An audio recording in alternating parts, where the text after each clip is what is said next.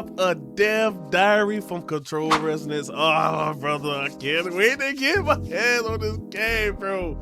And in a deep dive on a new game, Blackwood. So we're gonna check these two out and see what they talking about, see what we're gonna get into. But first thing first, we got to get into Control, bro. This is coming out on the 24th of September, couple months away. But I cannot wait. Let's check out this dev diary. There's some similarities between these two. If Jesse is a cat, Dylan is a dog. It's more about finding a way to expand the experience. Stepping into a new world.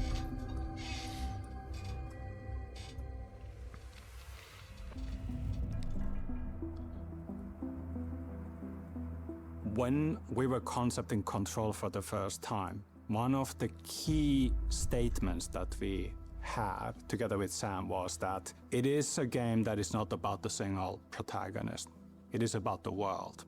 As you step into this world, we're witnessing it through a lens of a protagonist. That protagonist can change in every game, basically. And the idea of that is that this world is filled with these mysteries and forces that we don't understand, and the human reaction to those things is what is crucial to generate these different stories that you get to experience. That perspective and attitude of the protagonist is like the spice, is the salt that makes these experiences unique and distinctive and interesting. In the first game, Dylan became the face of the enemy. He was taken over by the Hiss, which is this strange supernatural force that we don't fully understand, but it possesses. Wait a minute, bro. Get to. That's tough, bro. So you pretty much, they pretty much build Control Resonant, or no, Control to make a sequel of her brother. And during the first one, I'm gonna have to play Control, bro. I haven't played. I haven't sat there and played. I played like a tad bit of Control, but I might have to really sit there and actually pay attention to it since I'm looking at what Resonant gonna be. We had to get into Control, bro. Really see him like who he truly is. Pull it out the Everything backlog. that he says is warped by this force. Right. So when everybody sees him, they see a monster. They see something to be afraid of. But this force was cleansed away from him by Jesse at the end of the first game. So he has this complicated situation. Yeah, we got to play the first game, bro. He doesn't remember much about what happened. His mind is scrambled. He's trying to understand what happened to him. He's trying to understand the new world that he's stepping into. He's trying to kind of figure that out. How do you deal with something like that? Because it's not really you who did all the things that happened in the past. Dylan, at his heart, he wants to help. He wants to be a person who can make a difference. Control Dylan was depicted a little bit more antagonistically, and he was almost more of this deflated victim.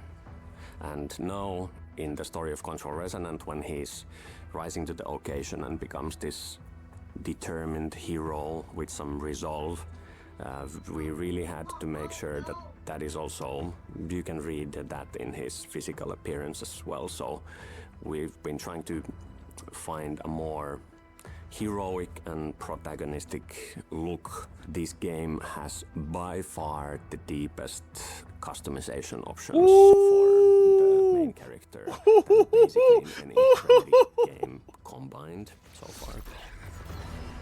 Oh yeah, bro, my God. I'm getting jitters, bro. Deep customization, bro. I can play how I want to play. So in Control Resonant, we tried to make some similarities or differences between Dylan and Jesse.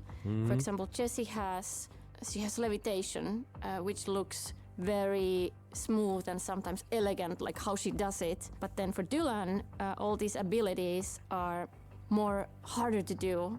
He can't maintain them as easily as Jessie did, so we actually tried to make it look like Dylan is not always in control of the abilities.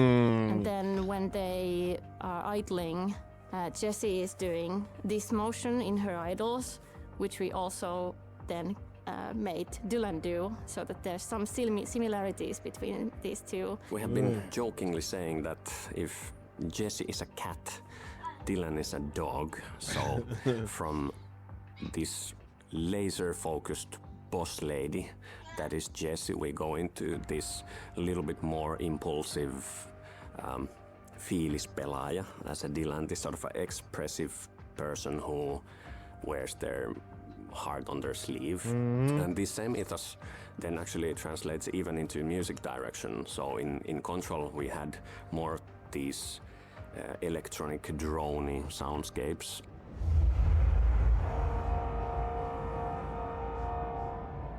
And in Control Resonant we're exploring a lot more of the human angles, like a cappella voices and how to use the human voice in different ways. Or if we are using instruments, they are actually usually acoustic instruments, or at least something that you can hear the player play. When we were concepting Control for the first time, one of the starting points was that it's not going to be about a single protagonist. It is about the world.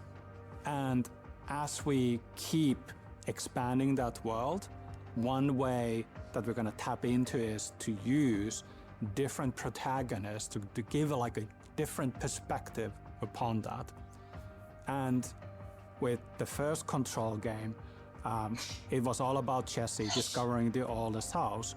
And now with the sequel, we step into the outside world and we see it through Dylan.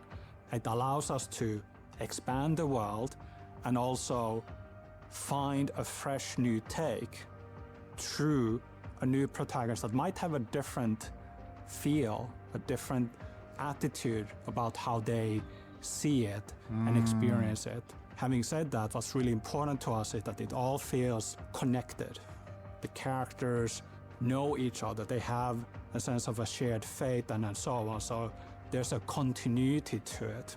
It's not like we're kind of jumping into something completely different with every single game. It's more about finding a way to expand the experience. Doing a true sequel. Through tapping into something that we already know, but then going into a new space. Yeah.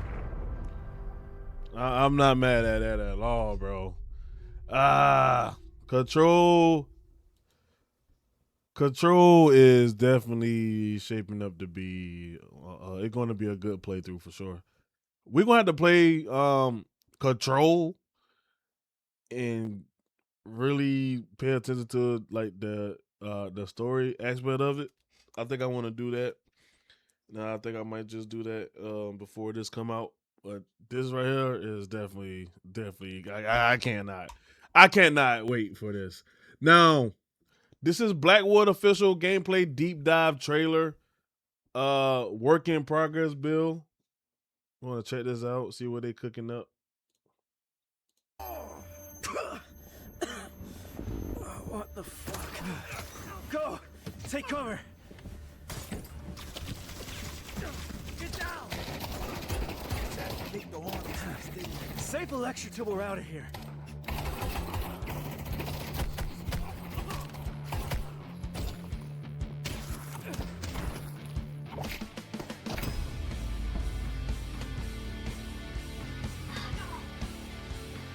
Today we wanted to give you a closer look at Blackwood and some of the gameplay systems we've been building. Our last video focused on melee, so this time we're showing more of the game. Okay. Just keep in mind everything you're seeing will still receive final polish. Weapon customization is a core part of Blackwood. Every firearm you own is unique, meaning you can keep multiple versions of the same weapon, each built differently. Almost every weapon is modular. And if two weapons are compatible, you can even move parts between them.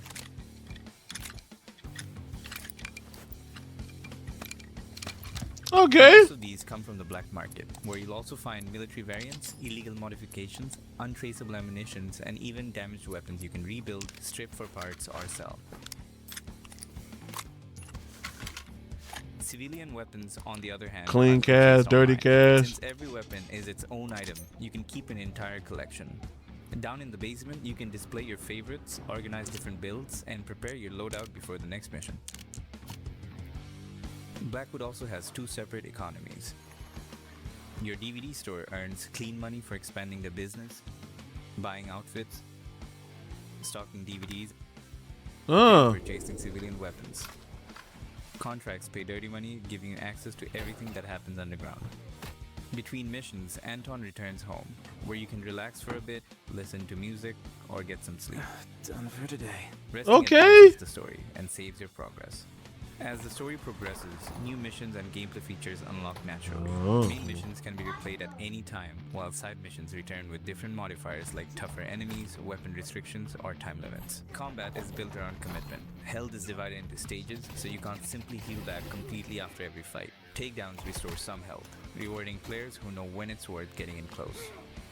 We've also been experimenting with difficulty. On the highest setting, your ammo count isn't always visible, so Anton will physically check his weapon whenever you need to know how many rounds are left. Movement has also been a big focus.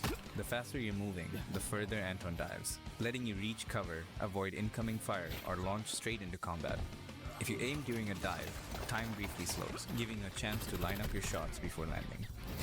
The environment can just be as useful.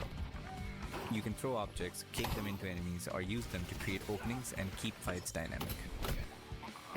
That's a quick look at some of the systems that make up Blackwood. Make sure to wishlist it on Steam. It really helps support the project.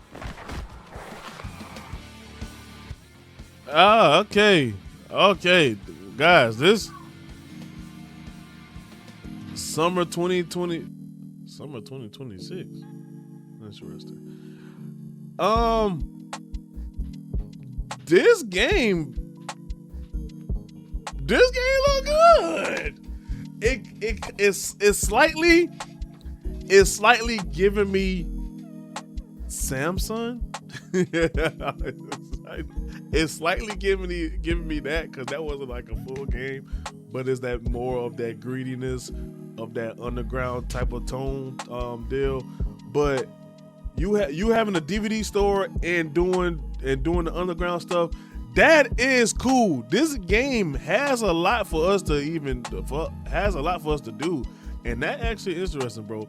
If this game is truly what they're pushing and what we are seeing in this deep dive right here, this is gonna be a pretty good play. I mean, it giving me Max Payne, John Wick type of feeling, 007 type of feeling, bro. This might be really decent, bro. I'm gonna keep my eyes on. I'm gonna wish list it. I'm gonna definitely wish list it.